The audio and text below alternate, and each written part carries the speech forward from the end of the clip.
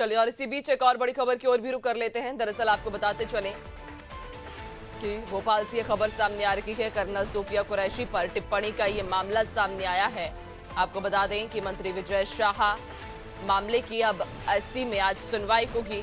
तो colonel Sophia Qureshi पर टिप्पणी के मामले में आज सुप्रीम कोर्ट में सुनवाई होनी है और इसके पहले भी 4 बार चूंकि खुद मंत्री विजय शाह अपने दिए हुए बयान पर माफी मांग चुके हैं और आज अब उनके दिए गए बयान पर सुप्रीम कोर्ट में सुनवाई होनी है। तो आपको बता दें मंत्री विजय शाह के मामले पर आज सुप्रीम कोर्ट में सुनवाई होगी। हालांकि इसके पहले मंत्री विजय शाह 4 बार माफी मांग चुके हैं।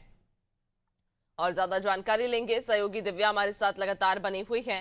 दिव्या, इसके पहले भी मंत्री विजय शाह जब उन्होंने कर्नल सोफिया कुरैशी पर बयान दिया था, उसके बाद से ही उन्हें अपने बयान का आभास हुआ कि शायद ये किस तरह से जो है समाज में जाएगा। उसके बाद उन्होंने 4 बार माफी भी मांगी, लेकिन फिर भी आज सुप्रीम कोर्ट में उनके इस बयान पर सुनवाई होनी है। जी नैन्सी, जैसे कि इस टिप्पणी को लेके जो कर्नल सोफिया कुरैशी पे उन्होंने की थी, उसको लेके वो कि जिस तरह से मुश्किल में पड़े हुए हैं, आज ये देखना है कि सुप्रीम कोर्ट उनकी इस माफी को मानता है कि नहीं। देखने वाली बात यह है कि जो विजय शाह है, मंत्री विजय शाह है, वो लगातार हमेशा अपने विवादास्पद बयानों के कारण चर्चा में रहते हैं। जब शिवराज सिंह की सरकार थी और तब जब वो उस कार्यकाल में मंत्री थे, तब भी उन्होंने विवादास्पद बयान दिए थे। लेकिन ये जो बयान है कर्नल सोफिया कुरैशी वाला, इसमें उनकी मुश्किलें कम होती हुई नहीं दिख रही है।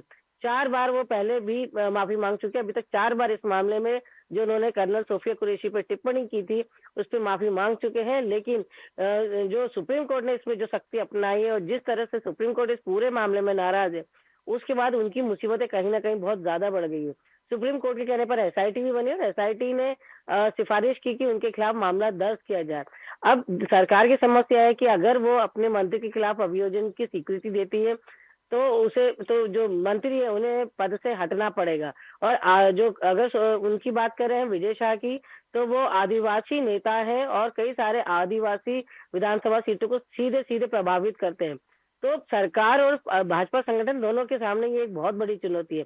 ऐसे में अभी सरकार ने जो बीच का रास्ता निकालने की कोशिश की है कि जो जांच के लिए और समय मांगा जाए सुप्रीम कोर्ट से, और धीरे धीरे करके ऐसे वक्त निकालने की कोशिश की जाए। इसी कारण जो है कुछ ही दिन पहले, 2-4 दिन पहले ही एसीएस, जो गृह विभाग के एसीएस है शिव शेखर शुक्ला, उनके साथ अधिकारियों का एक पूरा दल बल दिल्ली जा चुका है और वहां पे जो संविधान विशेषज्ञ है उनसे लगातार चर्चा कर रहा है। और खुद मुख्यमंत्री भी दिल्ली में रहे और इस पूरे मामले में उन्होंने जो एक्सपर्ट है, वकील है, संविधान विशेषज्ञ है और जो केंद्रीय नेतृत्व है बीजेपी का, उन सबसे चर्चा की।